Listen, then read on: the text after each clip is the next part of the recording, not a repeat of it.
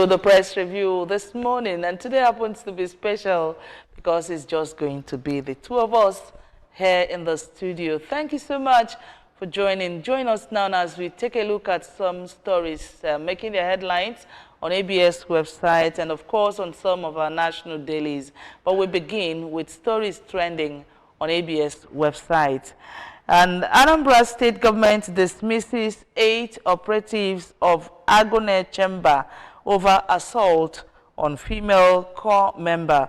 ABS family celebrates colleague Theophilus Ojukwu as he bows out of service.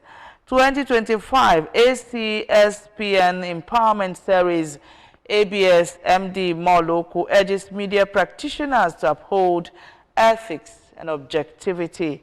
World Mosquito Day, medical practitioners Nwachukwu calls for increased awareness on environment cleanliness. India's government moved to ban online gambling. And TICA D9, Tinubu commends Nigerian armed forces for fight against insurgency criminality. US-led coalition captures ISIL senior member in Syria. And of course, Serie A, AC Milan initiates moves to sign Nigerian international Victor Boniface. That's the much we are trending this morning on ABS website. Now on Ajolo, this story trended, and a lot of people, anybody in his right thinking move had to condemn the activities of Agone Chamber. You know, it's not enough that you guys beat the girl, but you went on to tore her cloth into shreds. I don't know, you know. To me, dismissing these 8 operatives, is not even enough punishment, sincerely speaking. Well, they've been dismissed and handed over to police, and we just hope that justice is served. You understand? Very, very well.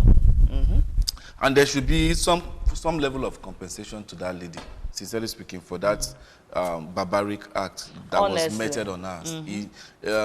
In this day of internet, where the world is now a global village, and the internet never forgets. The internet never forgets. You understand? So you've dented that girl's image, whatever she might have said, because I believe it's going to be an utterance that she made that warranted that. Whatever she did, whether even if she stole something, they should arrest her, then take her let the law. So this is the problem we have with Nigerians and people that are in power. I mean, in place of authority.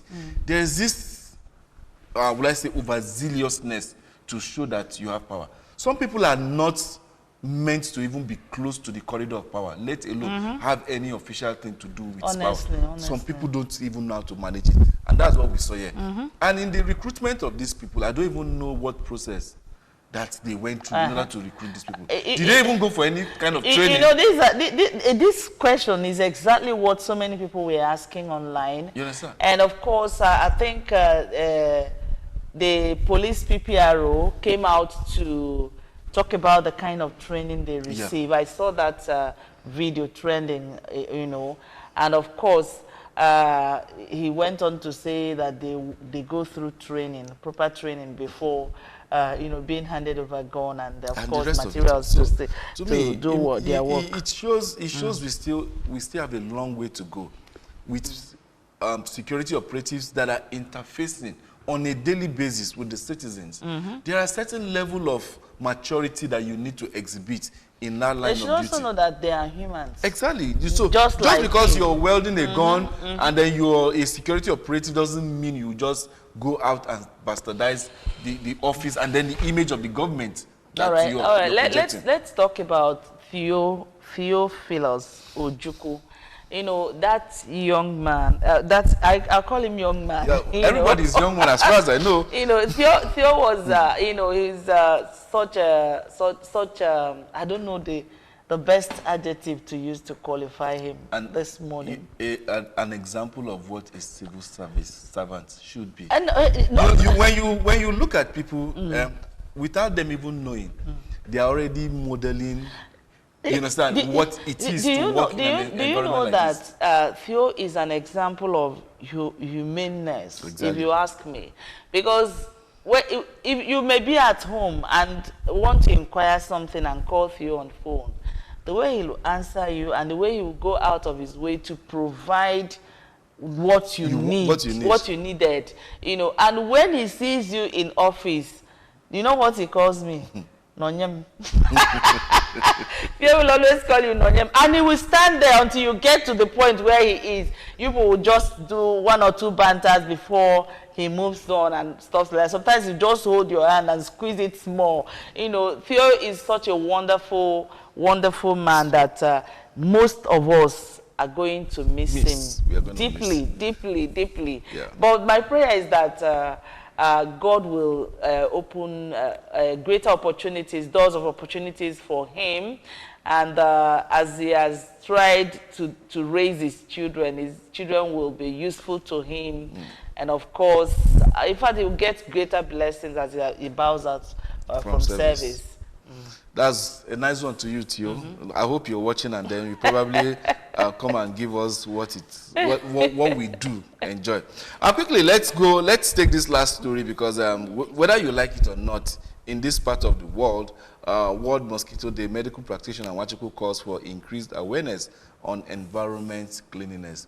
As much as we need to keep our environment clean, we're already in the rainy season, and then the waters are here, and then you have all those backlog of water, either for storage or either your drainages and everything like that.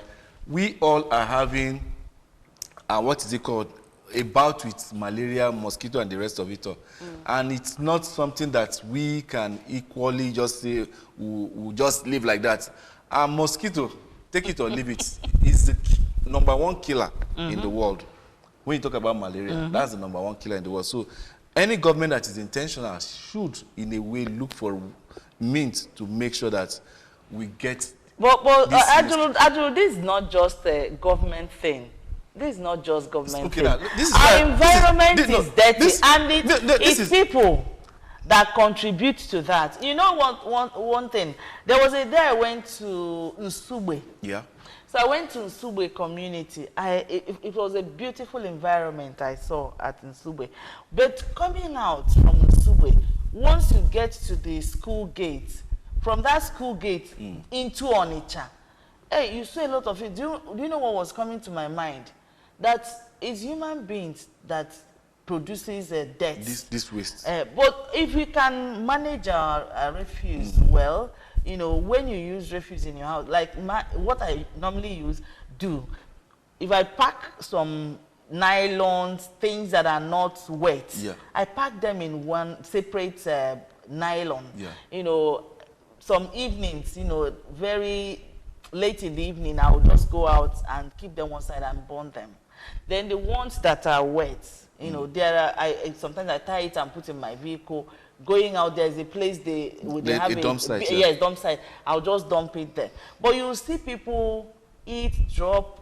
When you walk, there was a day I asked my son, let's go for a walk. He said, this road that is very dirty, that he won't go. Now, when I said the government, it is waste is money in civilized countries. Waste is huge money. So, and who makes this money? It's the government. Having recycling plants, you can use on the part of them, exactly transforming it into wealth, power generation, and then making materials. You can even make your composite and what is it called, manure, from most of this waste that we generate. So there is a whole lot we can do with the waste that we are generating here. If waste becomes that kind of money and government invests in building what is it called, waste recycling plant, you won't be seeing this waste, because people will be making money out of it. They will know where to take it to and sell and then make money, like we have in other countries. So that's where I say the government should actually come in. And then in some other countries, in developed climes, there's what they do. You generate waste in your room, in your kitchen. So people pack it, tie it, and there's a spot where they keep it. Recycle and non-recycling. So individuals to do same and not flying it anyhow. Well, I guess you need individuals to do so, because we have a part you tell that to the scavengers. Even no matter how well you pack your waste and go and dump at the dump site, scavengers will come and then make a mess of it all. All right. Okay, let's delve into the nitty-gritty of what we have for you this morning by delving into the first paper for review this morning, and that's the Daily Sun newspaper. And we have here Furious Soludo bears fang and sacks vigilante for abuse of female youth corps member. That you'll find on the front page of the Daily Sun. Outrage trails planned pay rise for Tinubu orders. NLC, ADC, MBF, CUPP describe move as unconscionable. And then we have here, our bandits killed 50 in my constituency. That's coming from Malum Fashi, lawmaker. Ogun APC slams indefinite suspension on Daniel Folarin over anti-party, probably activities. 2027, go for voters continuous voters registration. That's coming from Khan. 44th Olubadan, Governor Makinde okays Ladoja's nomination. Sometimes you begin to wonder the connection between these traditional rulers and their government. And then also we have here TICAD 9, Tinubu sets $1 billion trade investment target. Well, that's all we have for you on the front page of the Daily Sun this morning. Let's see what we have for you on the Daily Times, with the banner headline screaming, ADC rejects hike in salaries of political office holders, says Nigerians need pay rise.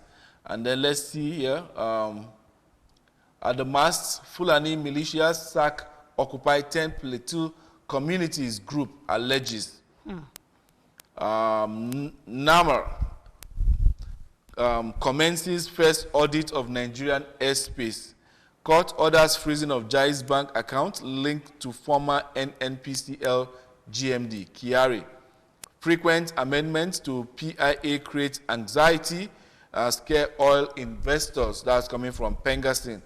Nigeria deepens $25 billion gas network as Africa confronts $170 billion infrastructure gap.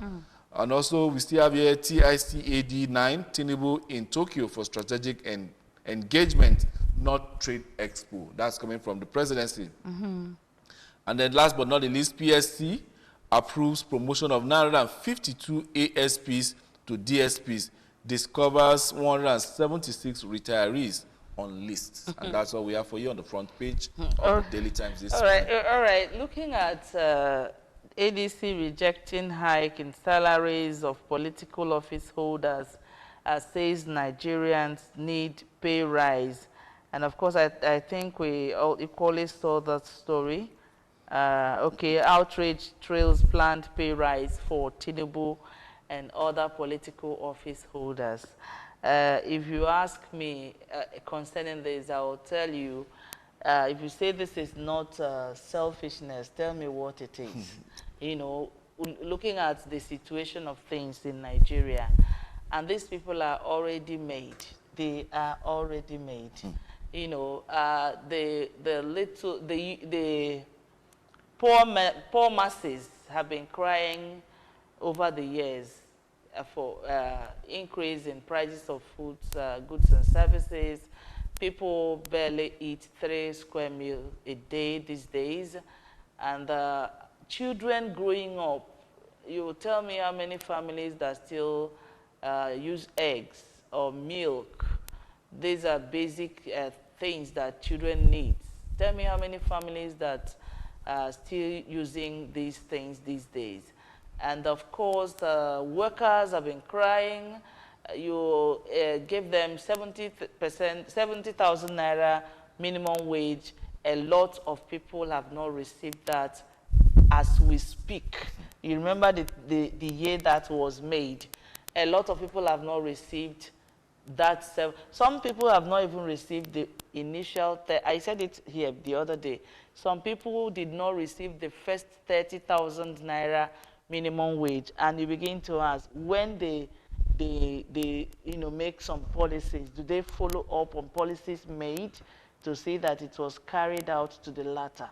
You know, you say, give this to Ajolo. Did you call Ajolo to find out Adolo, did you receive? I hope you received what I sent so that you will confirm, you know. But they keep dishing out phones and, you know, saying that sometimes you will hear a minister of finance that they shared Nigerians' money.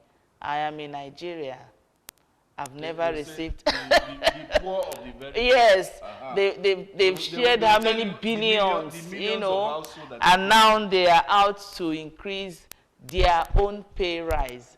This is pure selfishness, if you ask. Though I know that humans are selfish in nature, but sometimes most of them are fathers. They are grandfathers. You know, you should look at the people you are leading as your children. What are the basic things I need to do for my child for proper growth, proper development, to fit in properly when he grows up? What are those things that I needed to do for my child? These are basic questions they should ask themselves. And of course, act accordingly. But they won't do it. Part of what you're saying is just this simple. To me, increasing salaries both for workers, like civil servants, public servants, or even political officers is not even the issue. Fix the economy. When you fix the economy, even if you're being paid 30,000 naira, you will go to the market and that 30,000 naira will be enough to take care of you and your family with your phone. Not too long ago, I saw someone post what she wanted to go to the market to buy. It was like a husband giving a madam list. And what she wrote on that list was what she wanted to buy. Items she wanted to buy, about 23 items. And what was given to her was 100 naira. And 100 naira? You won't believe this thing is. Which one is 100 naira? Okay. Market list of a woman. 100 naira. You need to have seen what was on that list. I couldn't be. I said, so this is the power of 100 naira. 1982. That's about 40 years ago. That same 100 naira can't even. You only buy just 3 sachets of water. So if our leaders know what to do, which I know they know, but the issue is that the selfishness. Do they want to do it? Would not want to make them. This country was once great. People used to travel to and fro London, Nigeria in the 80s. You know this. With less than 200 naira. You know these days you can't make lists to market. You can only make lists, but you can't add prices.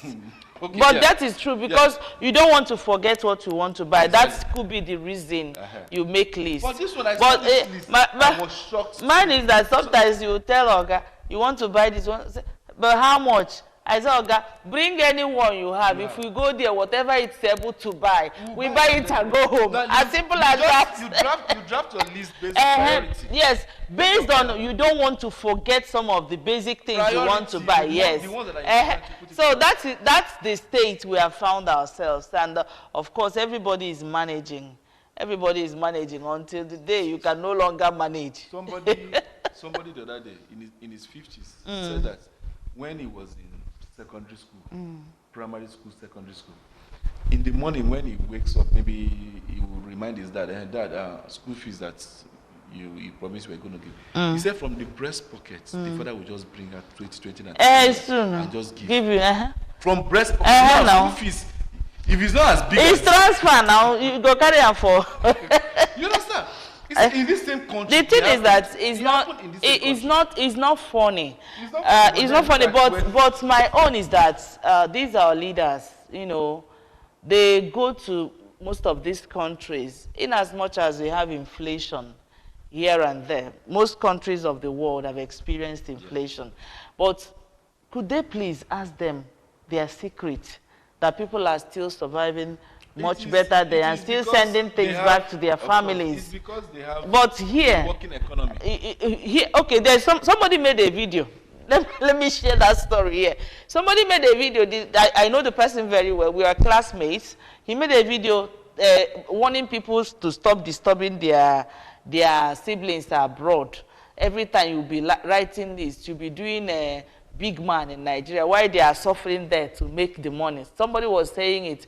You know what? In fact, I like going to comments. So I went to comment section, and somebody said, "We will still be writing lists for them because here is you know, is worse than where you are, because you suffer and you still get. But here, people are suffering and are not getting. In fact, it's people that do not suffer that get more in this part of the world. So you thank God that you suffer, and at the end of the day, you see something to show for the suffering that you've passed through, you know. Okay, let's move on. The Punch newspaper is next paper in our lineup. Let's see stories making their headlines in front of the Punch. 2027 showdown. Wike Makinde Rift threatens high-stakes PDP convention with rider. PDP vows tough action as Wike associates move against convention. NEC members kick.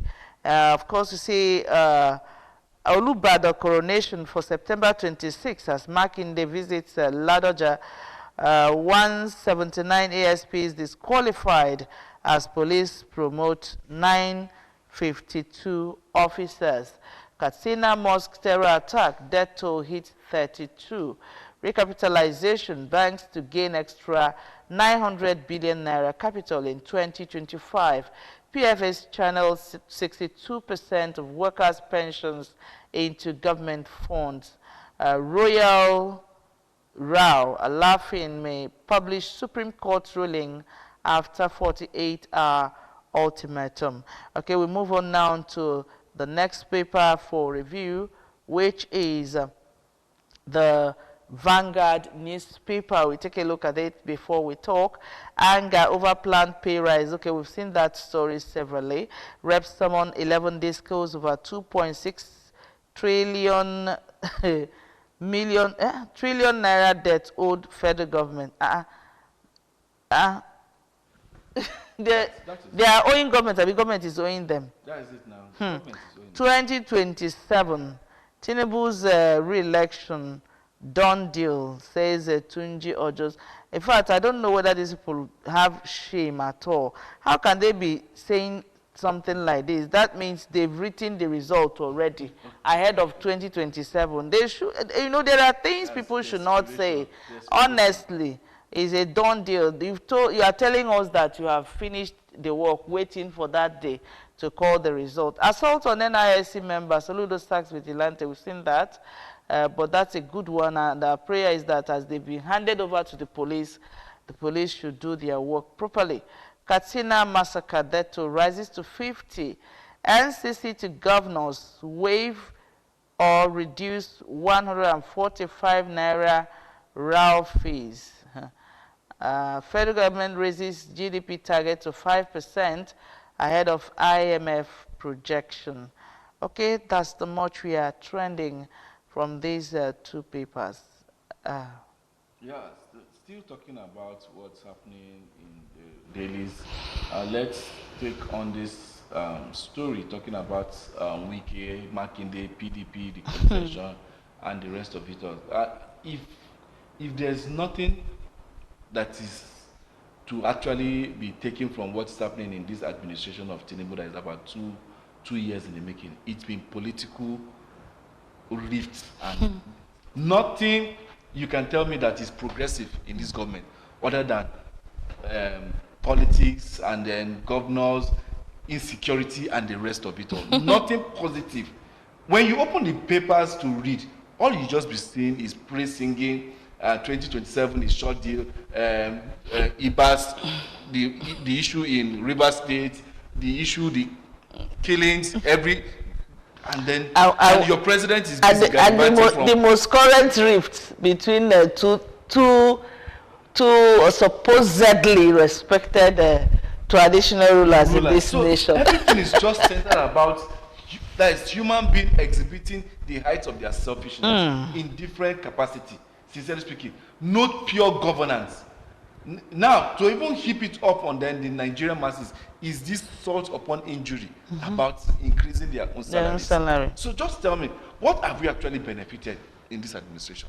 Everything has just been showmanship, ghost chasing, nothing tangible on the ground. Now, Tinubu is going to Japan and Tokyo to tell us that he's taking care of his security. And in one of the papers there, and we saw where they said that 8-point-something billion was going to be given to Nigeria and some other countries. That is Japan. So The other day we saw a caption, 800 days in office. This guy has spent more than 200 and something days out of Nigeria. Oh. And we have pressing needs in this country. Nothing is being addressed.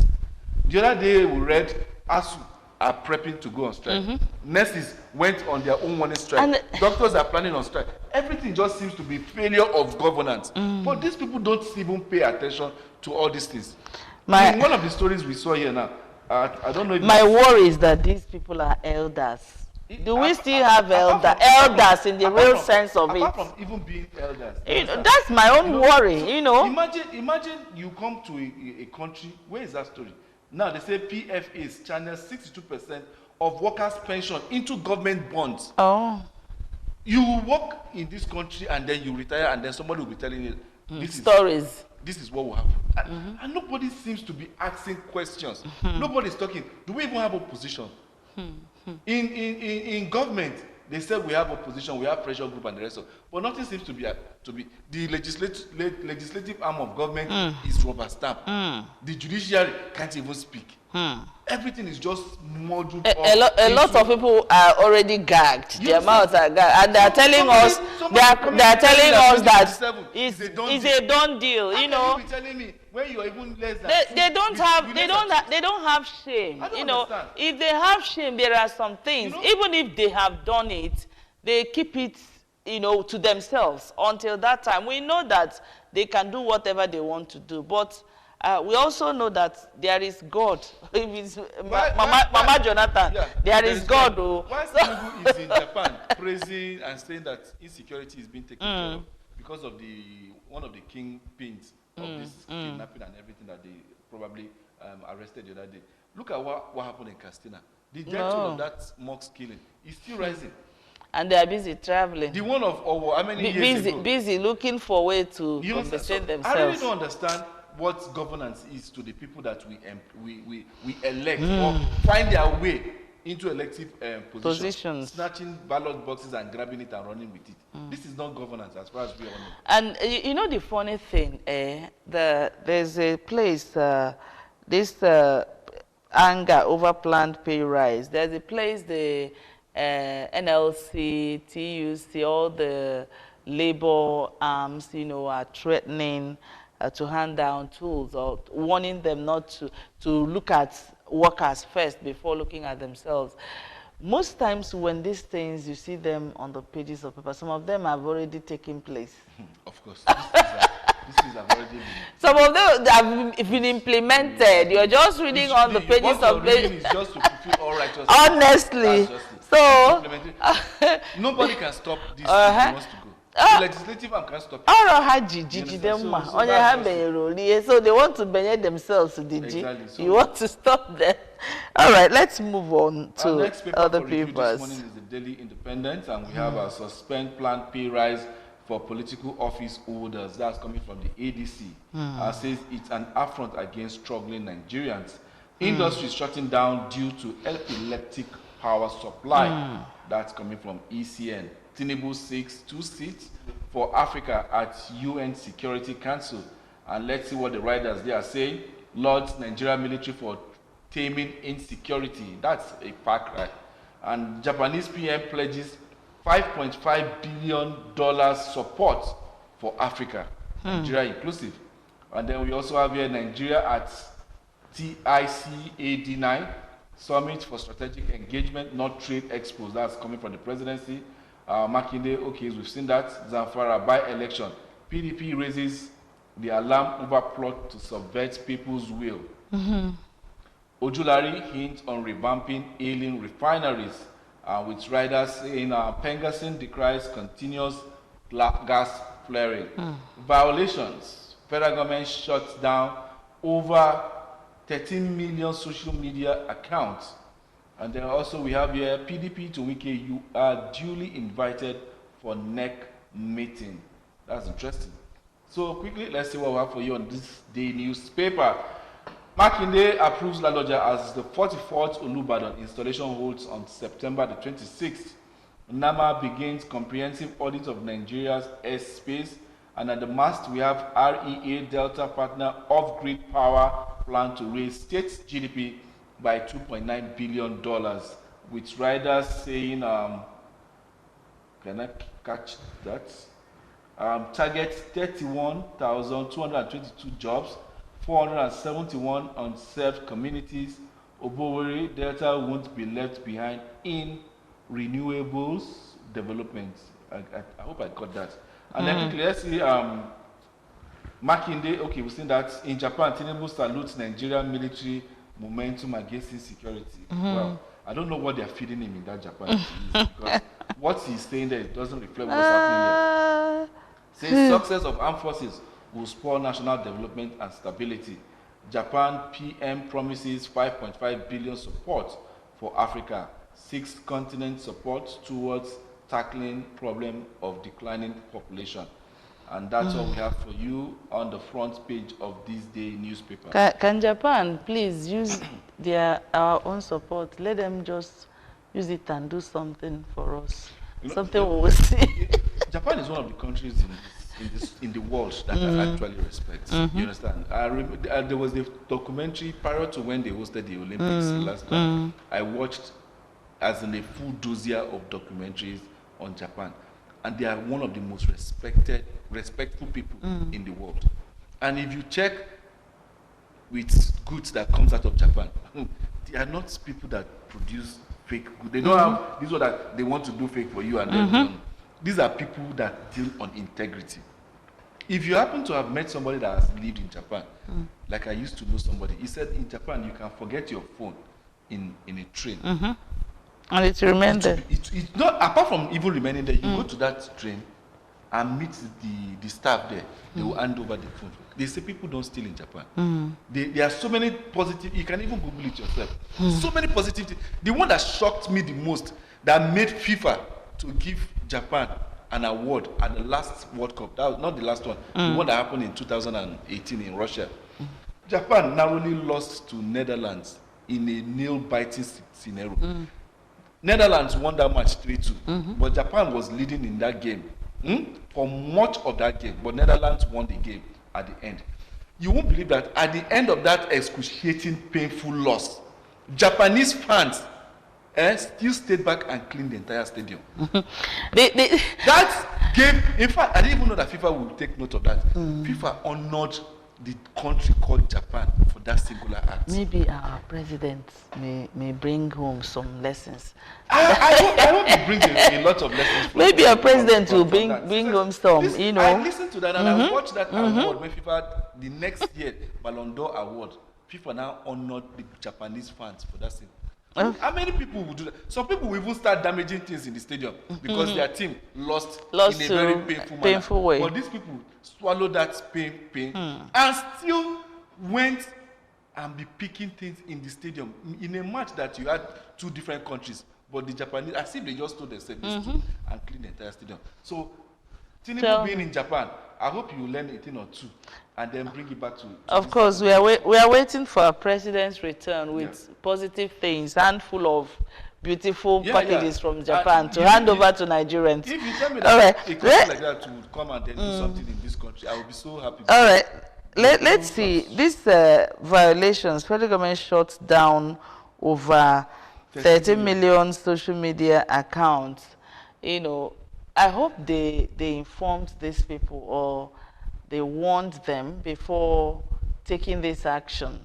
That's why they said it's violation. Probably those people are being warned before and they still continue, and that's why they are social media. I hope they didn't just wake up one day. Was just I'm just asking for a friend. I'm just asking for a friend whether they just woke up one morning and shut down people's handles. All right, I think we move on for want of time. Let's take a look at some of the papers remaining. The Guardian, Daily Trust, of course, the Blueprint. But we start with the Guardian. Let's see stories making their headlines in front of the Guardian newspaper. Road tax scheme stalls after delivering a 2.6 trillion naira project. That's the banner headline in front of the Guardian newspaper. And of course, other stories. Okay, your government set ladder. We've seen that. Okay, Senegal ends the Tigers Afro basket dream. manufacturers. Raw materials stuck at airports for weeks. Losses anticipated. Study shows 4.3 million premature deaths yearly from unclean cooking fuel. Do we cook with fuel? Now 7,000 Nigerians stranded in Libya, and ITCOM reveals 15% of teen girls are pregnant. Mothers, minister laments. Opposition parties reject. Okay, we've seen that proposed pay rise for the president and, of course, political holders. Now, on Daily Trust newspaper, on Daily Trust, we have a wedding guest killing. Victims' families kick as suspects get bail. What happened? 7,000 Nigerians stranded. Okay, we've seen that. Motorists stranded as drivers block Abuja Lokoja Road. And that's the picture in front of that paper. This situation, I've experienced it once. At that time, in fact, when Nigeria was good, I used to travel to Abuja then. We experienced it somewhere. So it was just little bit, small vehicles can use bush and cross, you know, while I was in a luxury. That time luxury was prominent going to Abuja. So this is a serious case. Maybe something happened between the trucks and the community where the issue happened. I hope that something will be done urgently so that these motorists will move to their various destinations. 70,000 naira minimum wage can't lift Nigerians out of poverty. This is U.S. report. Exactly. This is U.S. report. Get to know about this one. FG approves 12,000 naira for kidney dialysis in 11 hospitals. They should do something that will stop kidney problem now, or reduce it to the barest minimum. You know. That's kidney. It's now. African journalists condemn Palestinian counterpart killings in Gaza. Gunmen kill 4 family members in Birimgwari. Oh, God, that's a very pathetic one. And last but not I don't least, know. let's take I don't know. blueprint where we'll maybe add our voices to some of the stories there on the dailies.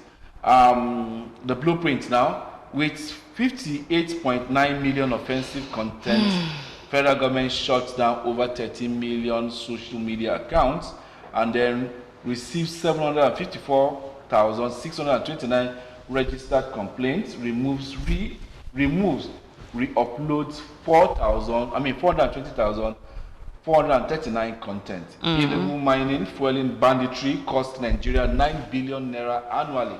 That means $9 billion annually. That's coming from the police.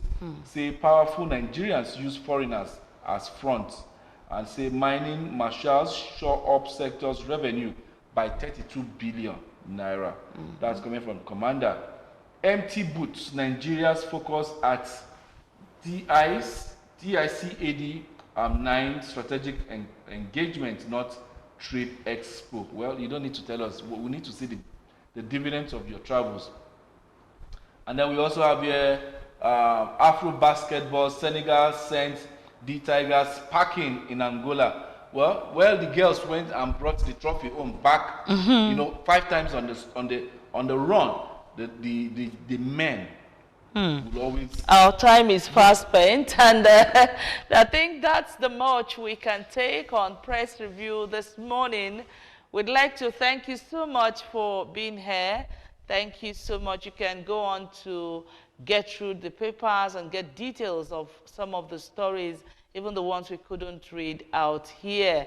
And of course, sit tight because we'll be back with more coming on Good Morning Anambra show.